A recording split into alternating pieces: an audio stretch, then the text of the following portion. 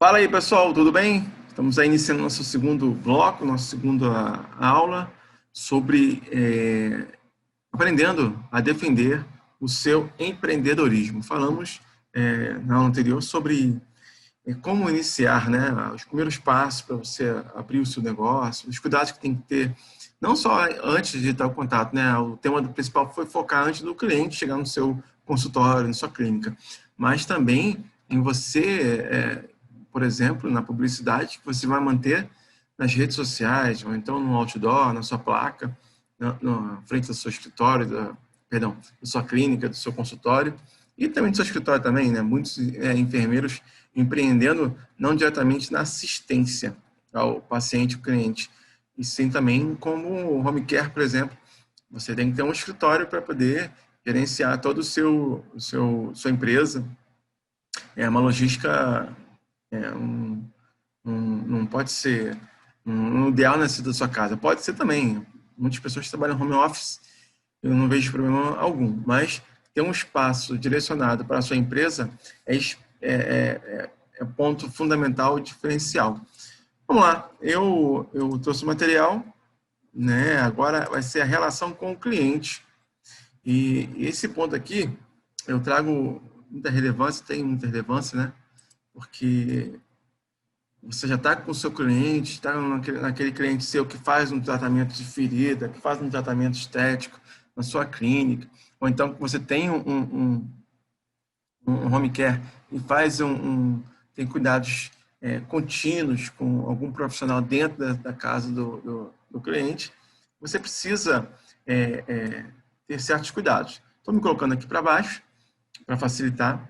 Nessa fase, o cliente já está consumindo o seu produto ou o seu serviço. Olha que bacana.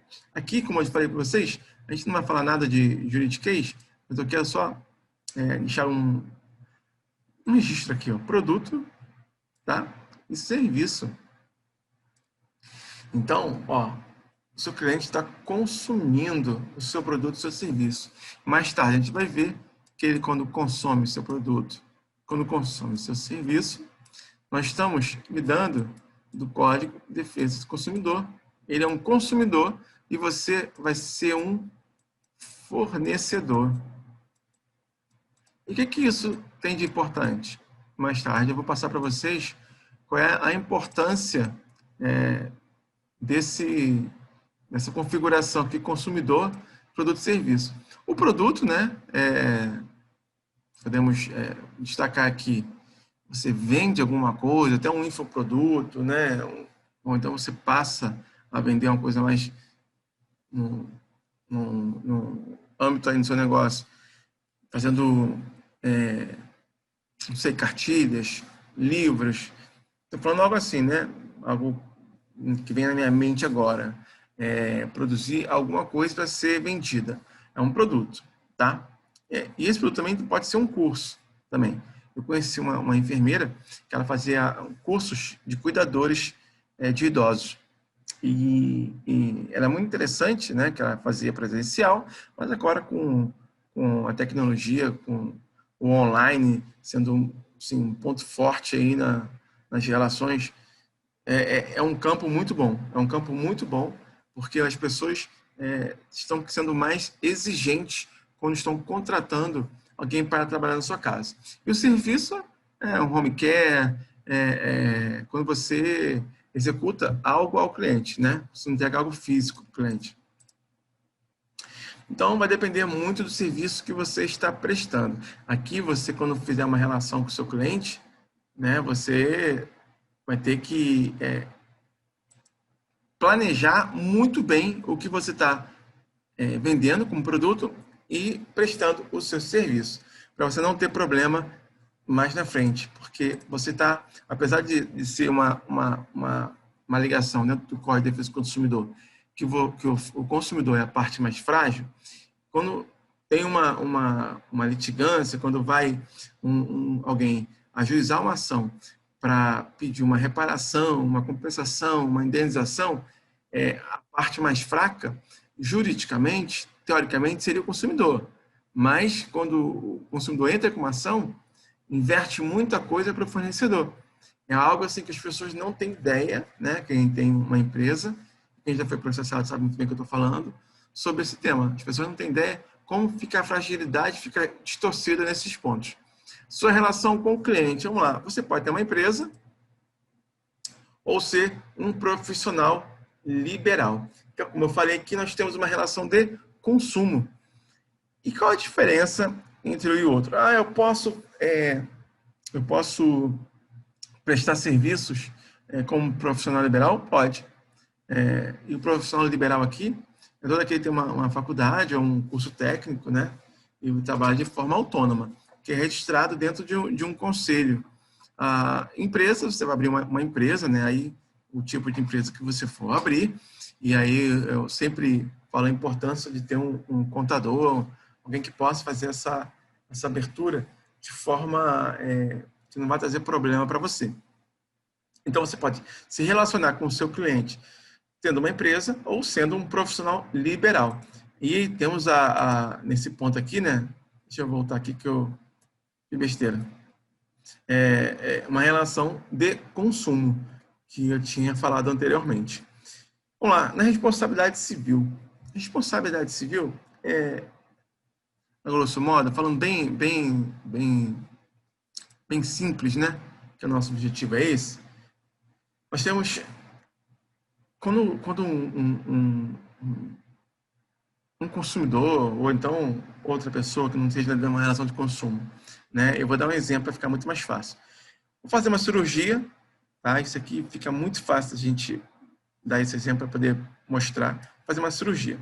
Tem lá um ato, tá? O ato qual é? É a cirurgia. E essa pessoa sofreu um dano. Tá? Para se provar que o profissional tem a responsabilidade sobre o dano que esse paciente, que esse cliente teve, tem que provar que o ato e o dano tem uma relação com o outro, que é o nexo de causalidade. Então, o ato ou a omissão, mais o dano e mais esse nexo. Tá? Viram o quê? São os elementos para se provar que alguém tem a responsabilidade civil de reparar alguém. Eu vou dar um exemplo aqui. Um ato, o médico vai fazer uma cirurgia, tá? Faz uma cirurgia, e ao invés de tirar um rim certo, ele tira um rim errado. Né? Já vi amputação também, tipo de erros que acontecem. Eu estou falando esse exemplo de cirurgia, o pessoal tem uma noção do que eu estou falando aqui nesse exemplo. Isso aqui é muito importante o pessoal se ligar nisso aqui, tá? Tem um ato, né, que era a cirurgia, teve um dano, que foi a perda de um rim, que é um rim bom. Deveria tirar o rim errado. E acontece isso? Muito. Acontece muito. Dados do CFM, 70 médicos são processados por dia no Brasil. Isso, eu gravei um vídeo ontem falando sobre a evolução do empreendedorismo da enfermagem, que foi a gente viu, em 2018, teve a resolução para dar a autonomia do enfermeiro ter o seu consultório, a sua clínica. Então, a relação entre o médico com o paciente e esse processo judicial, ela já é antiga. O médico já tem essa relação autônoma, né, dentro do seu consultório, dentro da sua clínica, com o paciente há muito mais tempo. Logicamente tem hospital, e esses dados aqui também têm as condições não só de dano físico, mas também de outros danos que são ocasionados nessa relação. E imagina daqui a um tempo como é que vai estar essa relação aqui com a enfermagem, né? Esse número aqui de processo. Eu não tenho um número exato para te falar agora, mas tem bastante profissionais de enfermagem sendo processado. Voltando aqui, o ato e o dano. Tirou o rim errado. Então, esse dano aqui, ele tem uma relação lógica com o ato que o médico praticou. Logicamente, o médico tirou o rim errado, então provocou o dano. Então, é um nexo. Vamos lá. Deixa eu dar outro exemplo. O médico fez uma cirurgia, retirou o rim certo, tá? Mas a cama que esse paciente estava, caiu. A cama caiu. E o que aconteceu? A cama caindo, ele bateu a região da cirurgia. Estou falando uma coisa bem, tá? Um exemplo bem drúxulo. A cama caiu, o paciente bateu no local da cirurgia e ele lesionou um outro órgão, fraturou a perna, tá? Ele teve um ato do médico, foi a cirurgia, teve um dano, né, que podemos falar que foi um pós-operatório, mas não teve nada a ver com o ato. Então, não tem esse nexo de causalidade.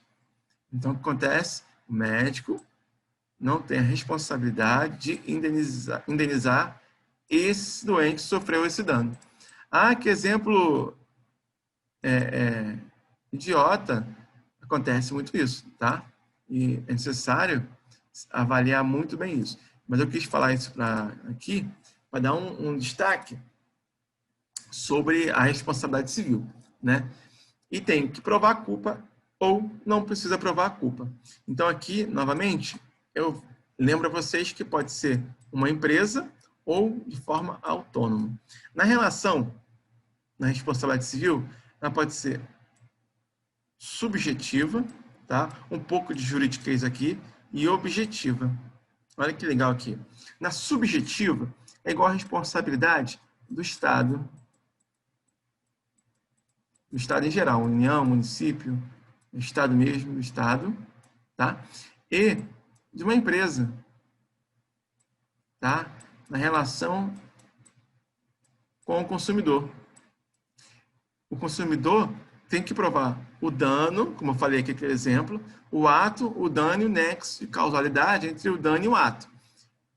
Então, não precisa provar a culpa, é o subjetivo. Só que os profissionais liberais, a responsabilidade é objetiva, tá? Uma aqui, por exemplo, que tem que provar a culpa,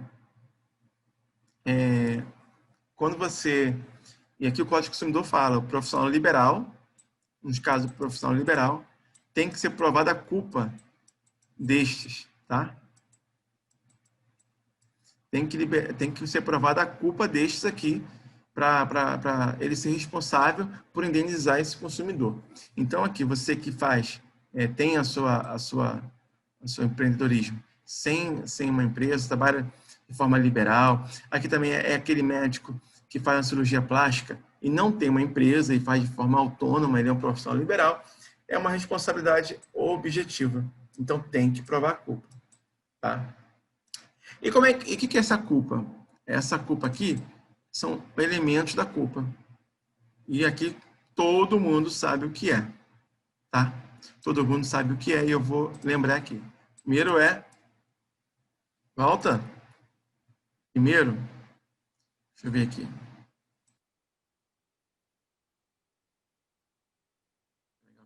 Primeiro é imperícia.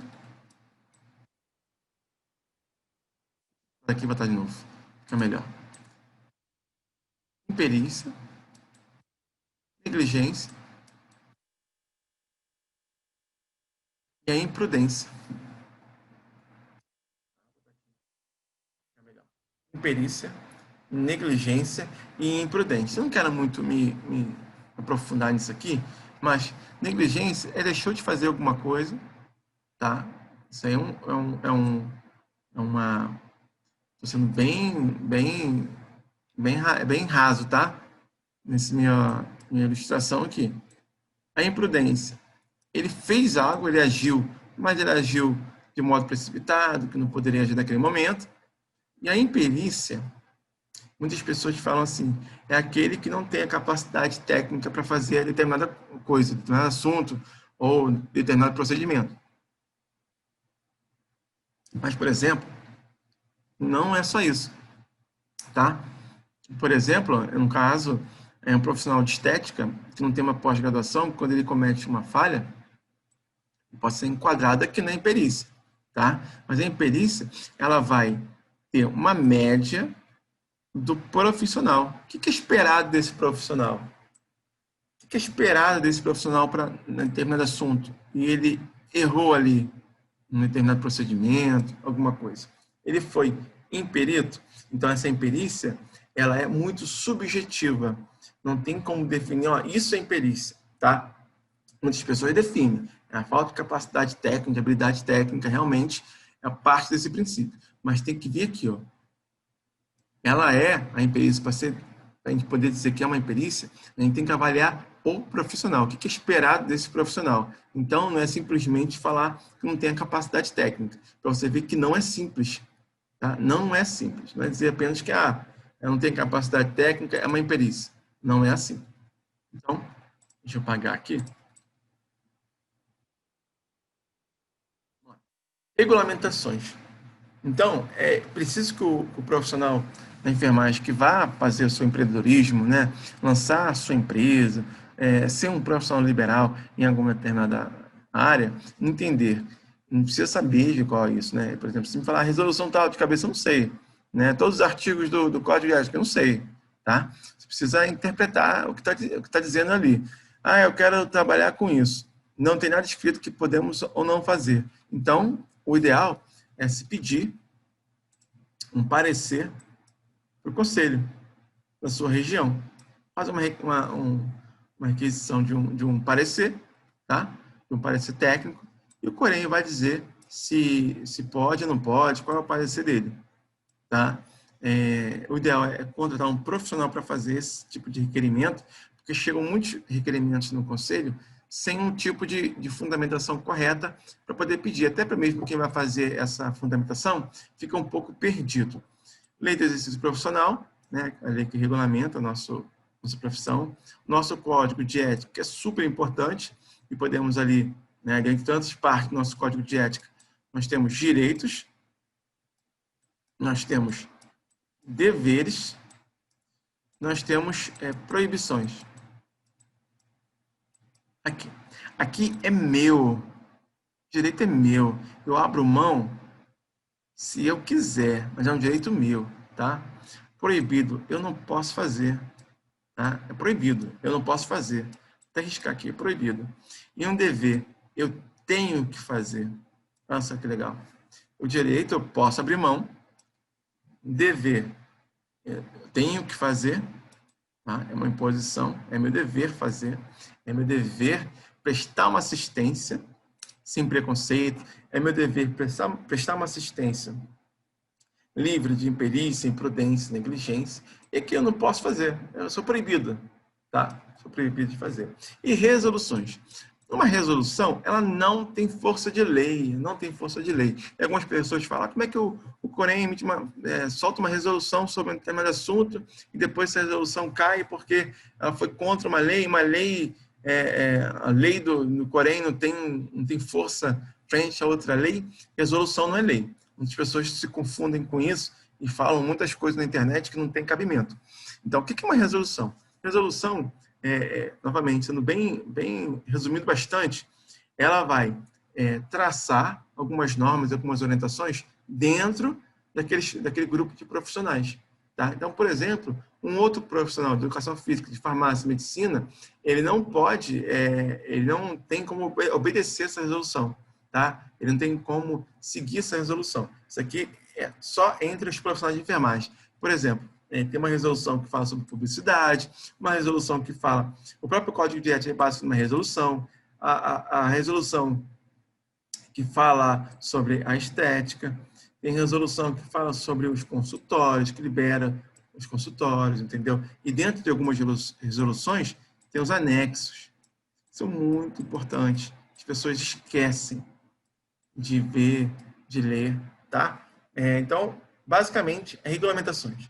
Isso é importante? Muito. Tá? Muito importante. Bem legal, tá sempre atento a isso, né? Tem outros profissionais também do direito que dão uma atenção legal a essa parte sobre ética, resoluções e leis. O que eu sempre falo, o que está escrito ali, você vai fazer uma interpretação literal, né? Uma interpretação das palavras, do contexto, do texto.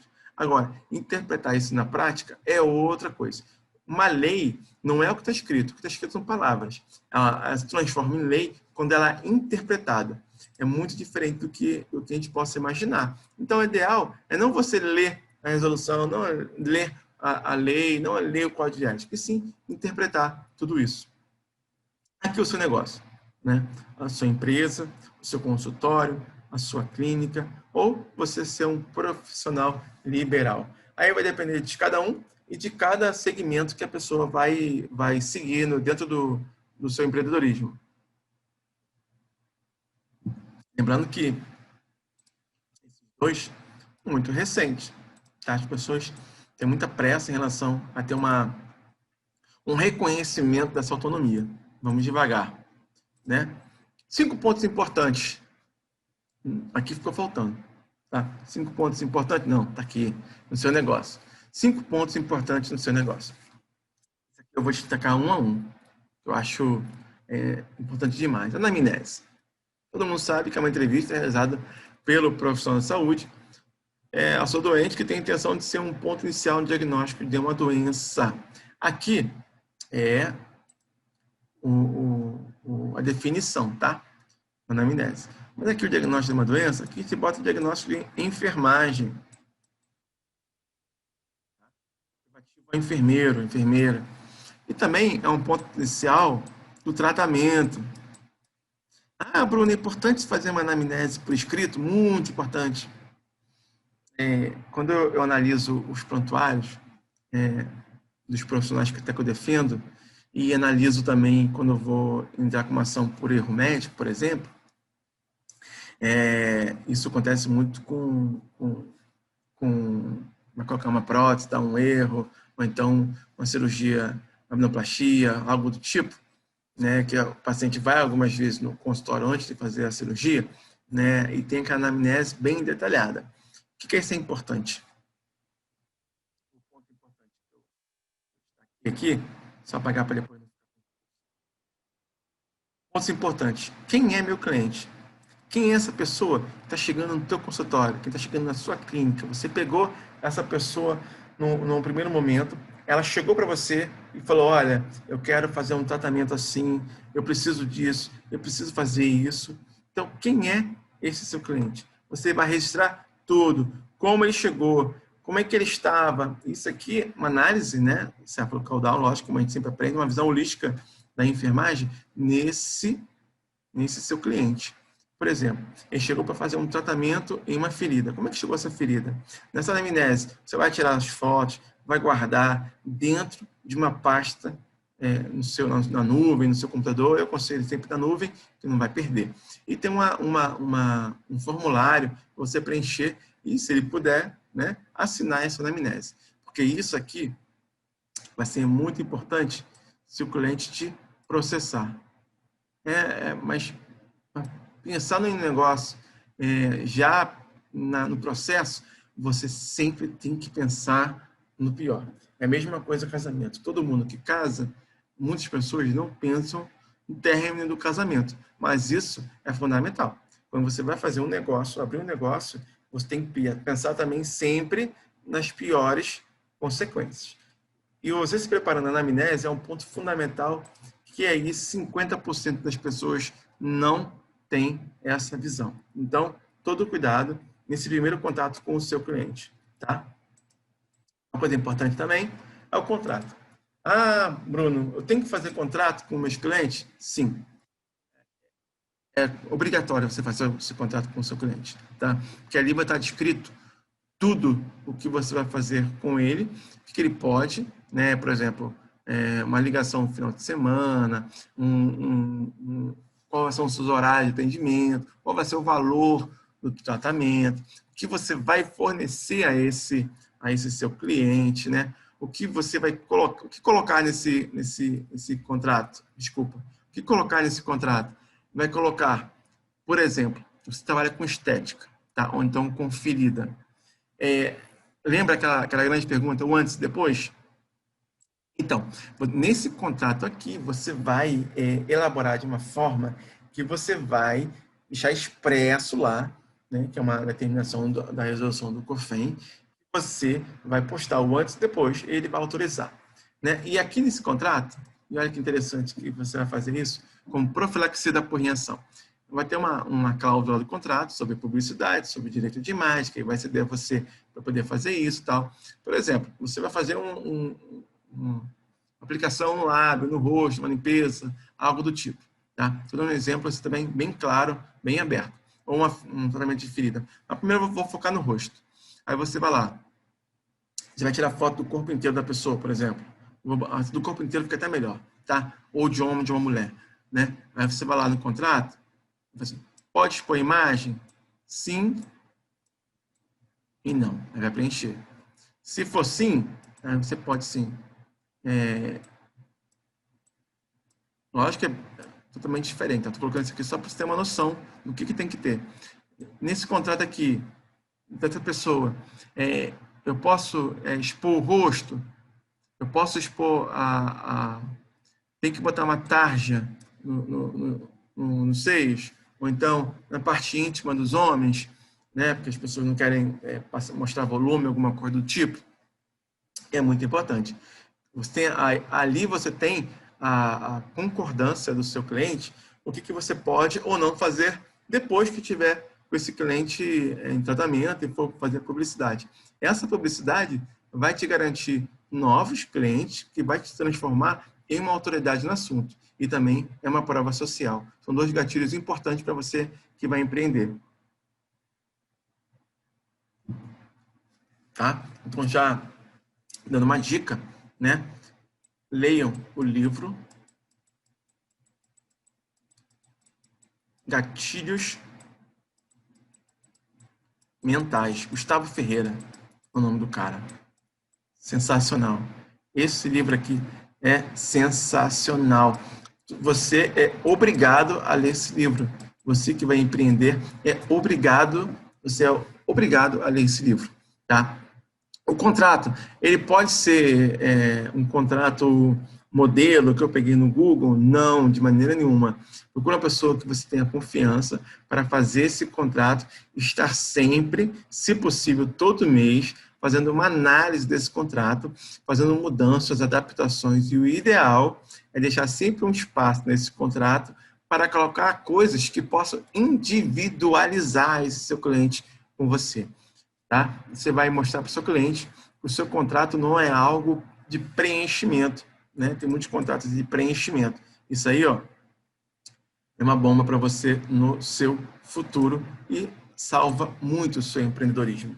E salva não só em evitar processo. Você não tem como 100% evitar processo. Você tem como evitar ou diminuir condenações. E muitas vezes os pedidos são altos de condenações por dano moral, dano estético, dano existencial, perda de uma chance. Olha só quantos danos possui. Não é simples, não. E relatório, olha aqui. Isso aqui até me arrepia quando eu falo isso aqui. E relatório é algo que quase ninguém faz.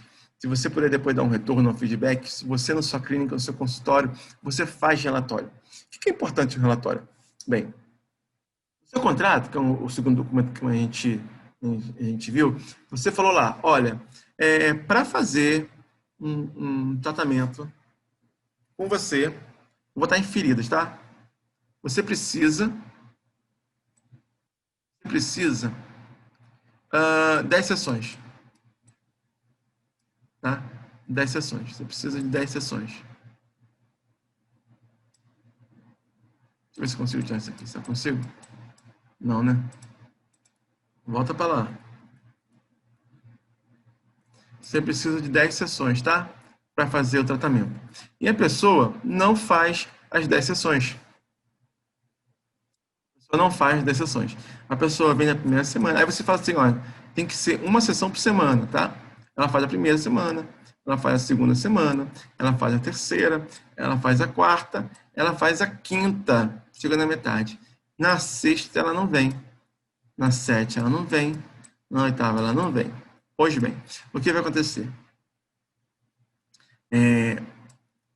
Mais para frente, acontece um problema com esse paciente, com esse teu cliente aqui, ele vai ajuizar uma ação judicial, ou então vai fazer uma reclamação com você sobre o tratamento que está sendo feito, e você vai falar assim, olha, você largou o seu tratamento, você abandonou, né? Você tem a segurança do seu contrato, estava lá dizendo expressamente o que ele teria que que seguir, tá?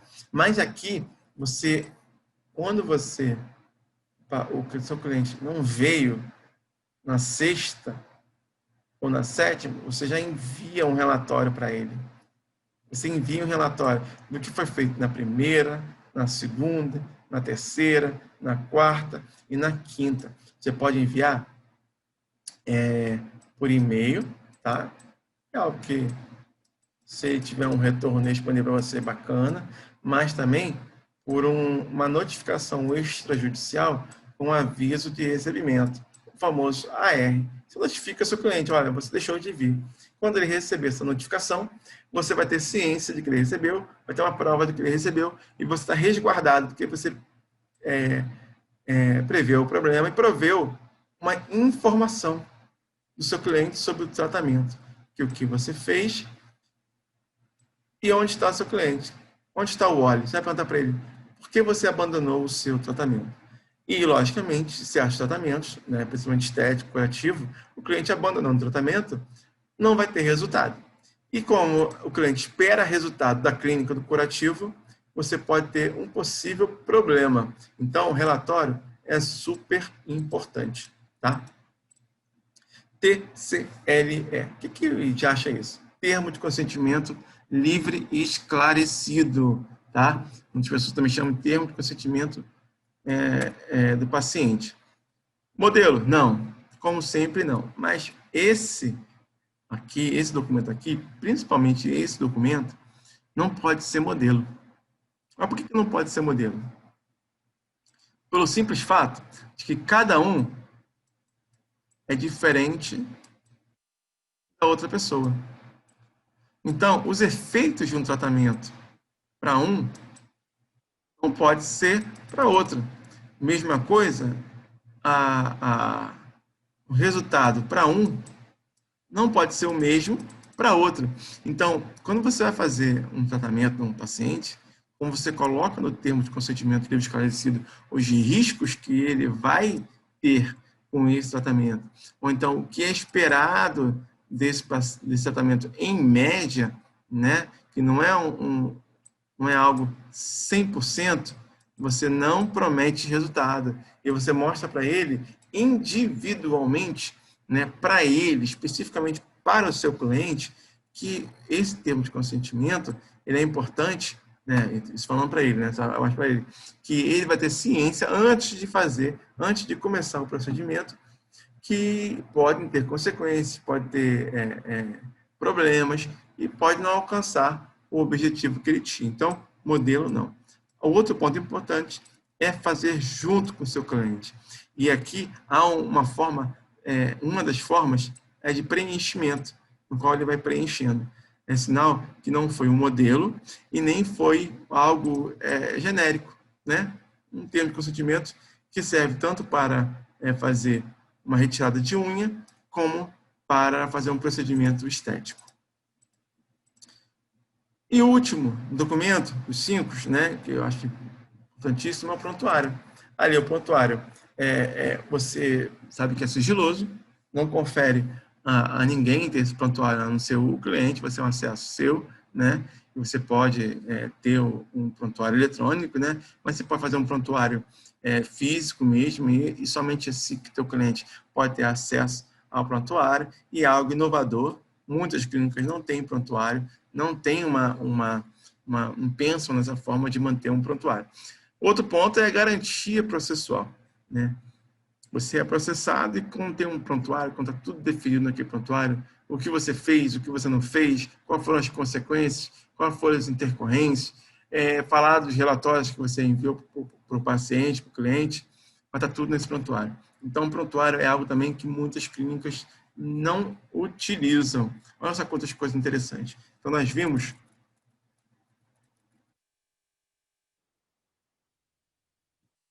5 pontos no seu negócio que você não pode deixar de ter: anamnese, prontuário, contrato, relatório e termo de consentimento livre, esclarecido. Então, fechou essa parte? Então, vamos lá. Coisa importante: trabalhista, tributária e vendas. É algo que você tem que você vai contratar funcionários, antes de mais nada, faça uma consulta com um advogado trabalhista para você não ter problemas. Muitas pessoas querem dar início a algo, estão ansiosos para começar a investir, está vendo que está dando resultado, precisa de alguém e não vê a questão trabalhista. O outro também é a parte tributária, né? Os tributos são muito importantes. Costumo dizer que Deus perdoa, mas a Receita Federal não perdoa, né? Não somente a Receita Federal, tem também a parte do Estado, a parte do município, né? Por exemplo, as pessoas alugam algo e não pagam IPTU, por exemplo, né? Tem a ver com o tributo, tá? Vendas. Quando nós saímos da faculdade, né, não temos nada sobre vendas.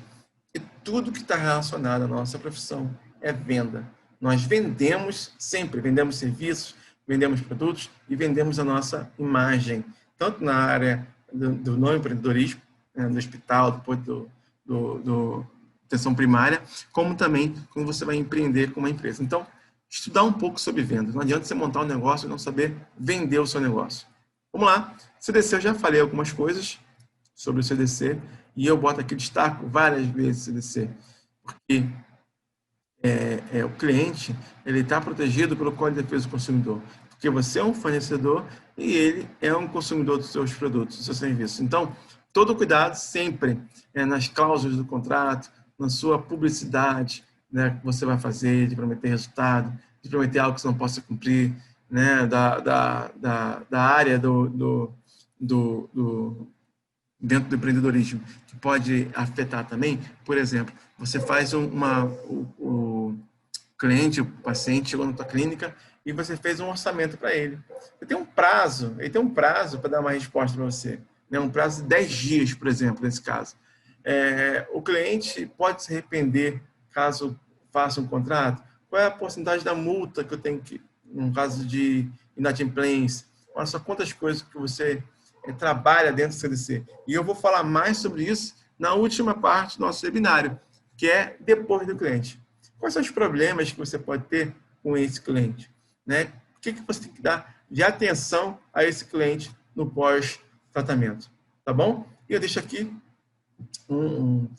3 pontozinhos. Entra no nosso grupo Telegram, muita informação lá, estou passando.